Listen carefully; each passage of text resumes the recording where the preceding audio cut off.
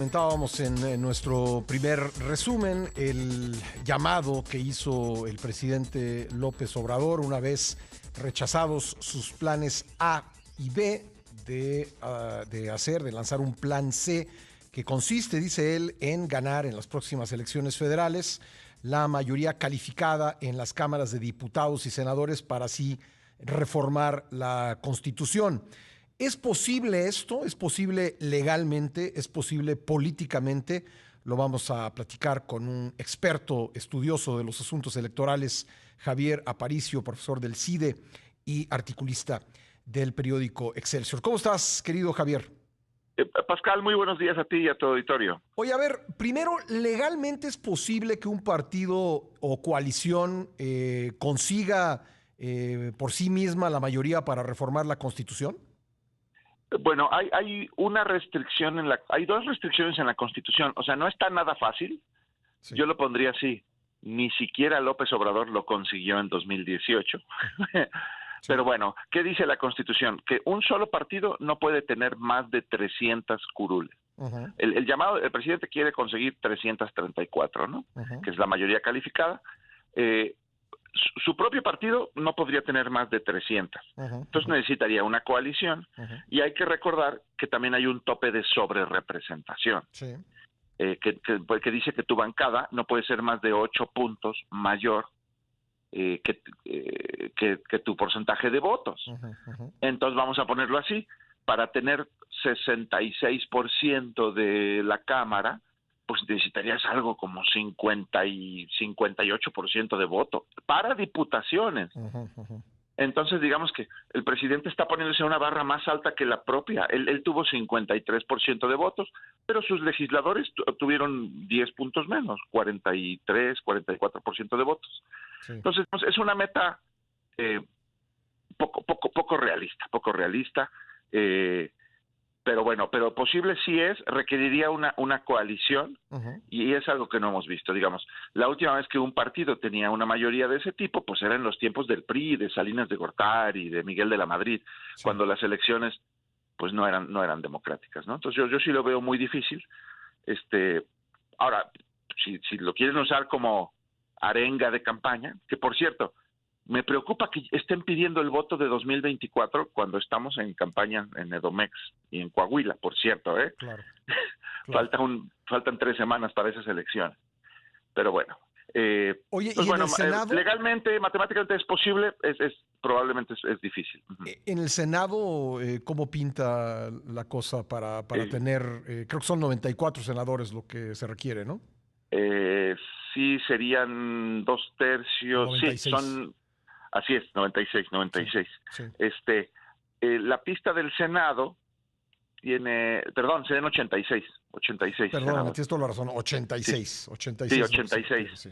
Son 86. Sí. Es un poco diferente, digamos que requiere otra distribución de voto. Por ejemplo, veamos el Morena en su mejor momento, que fue 2018. Noten cómo le fue mejor en San Lázaro que en el Senado. Es por eso que en 2018, cuando se suma el Partido Verde, Morena casi consigue la mayoría calificada en los diputados, pero en el Senado nunca ha estado, pero ni cerca.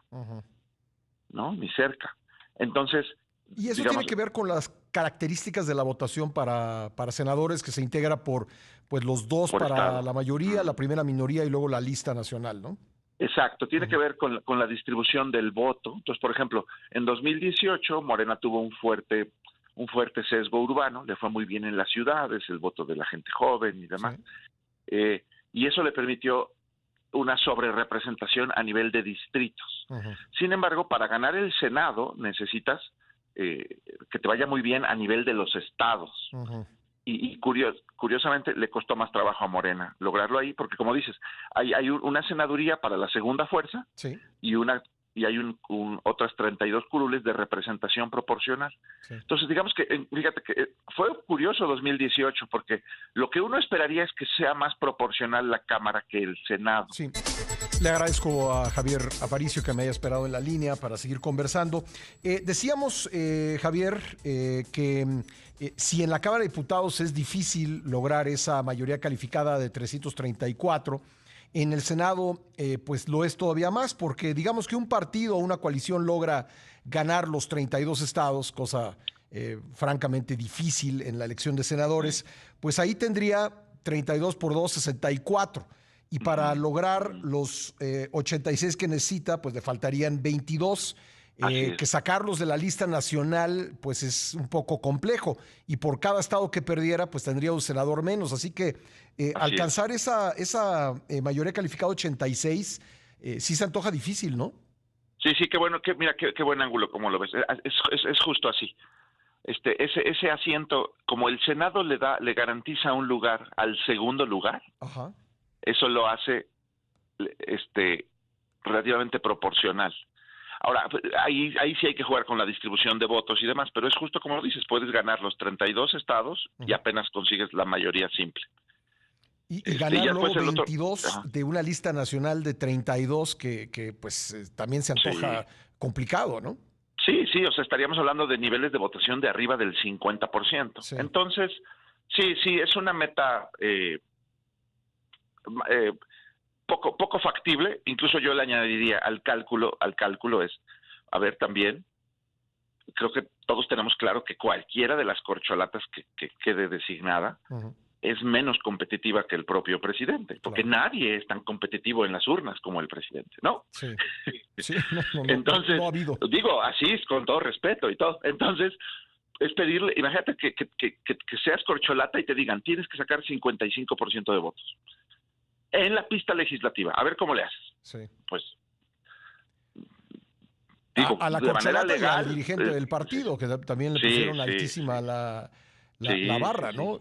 Aunque esto nos dice, Javier, que pues la competencia real, o así yo lo estoy leyendo, la competencia real en el 2024, sobre todo ante la ausencia de hasta ahora, de un candidato competitivo por parte de la oposición, va a estar en la pista del Congreso. Y creo que va a ser, creo que nunca lo hemos vivido así en una elección presidencial. Sí, digamos que ahí yo creo que la pelota está en manos de la oposición en el sentido de con qué estrategia van a encarar el próximo proceso. Sí. Yo de repente escucho wishful thinking de los dos lados. O sea, cuando el presidente dice vamos por la mayoría calificada, yo, bueno, pero tampoco lo intentaron en 2021, ¿no? Y pues tampoco les fue bien. Y del lado de la oposición, tú lo has escuchado, que dicen, es que en 2021 la oposición tuvo más votos que Morena, lo cual es cierto, pero ahí está la Cámara de Diputados diciendo, ¿quién tiene mayoría en la Cámara de Diputados? Pues Morena. Entonces no basta repetir 2021, la oposición tiene que mejorar.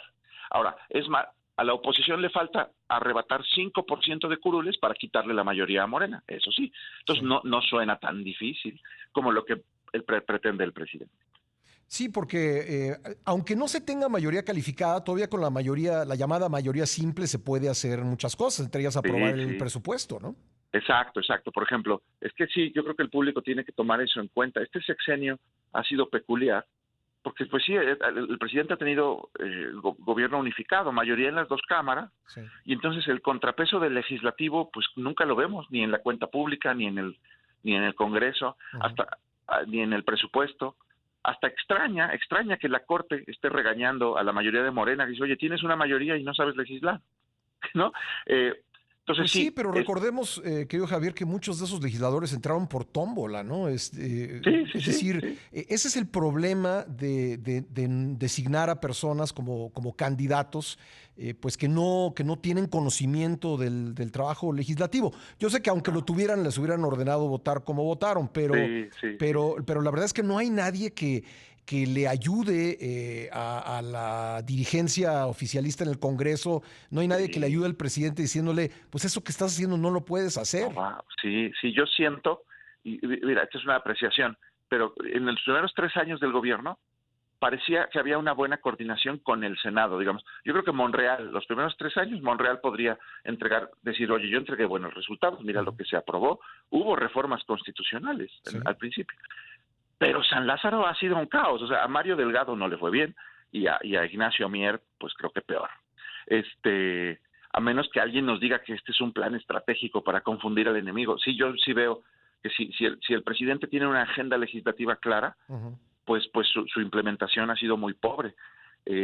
Otra forma de verlo, porque también lo dicen ahora, se critican pues las reformas del Pacto por México y demás. Bueno, sí, Peña Nieto no tenía las mayorías que tiene este gobierno, ni Calderón, y fueron capaces de empujar más reformas constitucionales que el presidente Obrador. Pues sí, lo cual nos lleva a la conclusión de que el tema es la negociación, el tema es hacer política, algo que el presidente ha descalificado, diciendo que eso es cosa del pasado, que es cosa de legislar en lo oscurito, pero en realidad en México y en el mundo la política se hace de esa manera, negociando. Se negocia tema por tema. Toma y daca, ¿no? Sí, y creo que es el doble mensaje de este llamado de Obrador y lo secundó el secretario de Gobernación. La única opción que nos queda es ganar la mayoría calificada. O sea, no existe la posibilidad de negociar con la oposición, ¿no? Y ves que lo vimos con la Corte, ni les toman la llamada. Ok, pues así están. Pues sí. Y la otra también es un llamado claro a la concentración del poder, ¿eh? Cuando alguien dice quiero mayoría calificada, te está diciendo yo no quiero ningún contrapeso, que nada me estorbe. Claro. Pues muy interesante conversar contigo, Javier. Te mando un gran abrazo. Igual, Pascal, buenos días. Gracias, Javier Aparicio, profesor del CIDE y articulista en el periódico Excelsior.